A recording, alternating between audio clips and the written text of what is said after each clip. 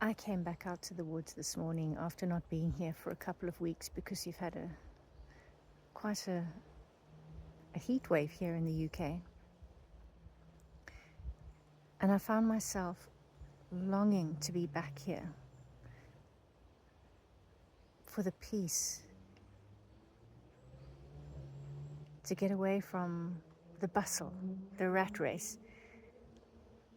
And for those of you that live in a city, I want you just to close your eyes and try and imagine what I'm going to describe to you now, what I have here, what I'm experiencing right now. There's a main road not too far away, so I can hear cars and motorbikes and trucks going up and down. But in this woods, there is life, so much life.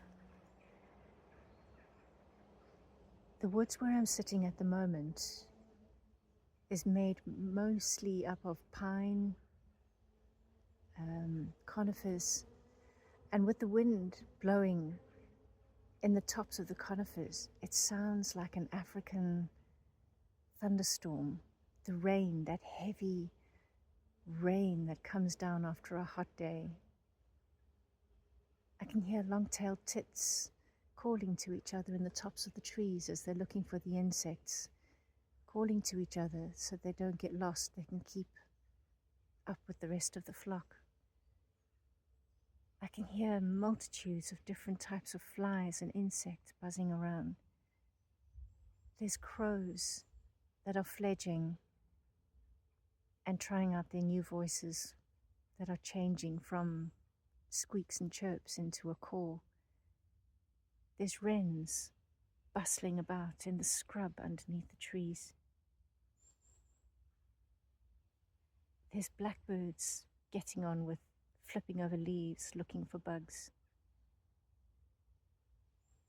There's a squirrel running around.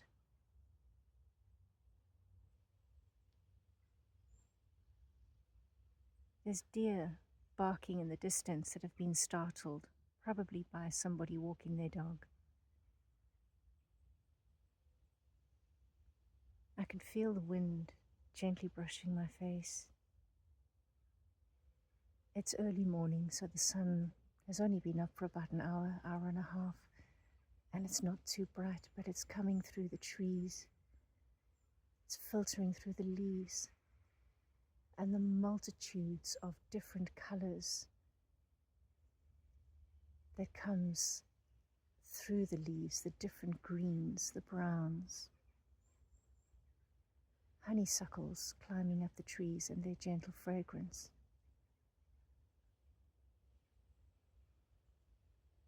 And it brings to mind the scriptures in Genesis chapter 1, when God commanded the waters to bring forth everything that swarmed, and the birds of the air, the fish. And God made the whales. And then he commands the earth, the dry land, to bring forth all the beasts of the earth. And it just never ceases to amaze me that to this day, our planet is still doing what God commanded it to do. Go forth and multiply. And that's why I love coming out here. We are surrounded, absolutely surrounded by the presence of God in nature. Nothing would be if he hadn't commanded it to be.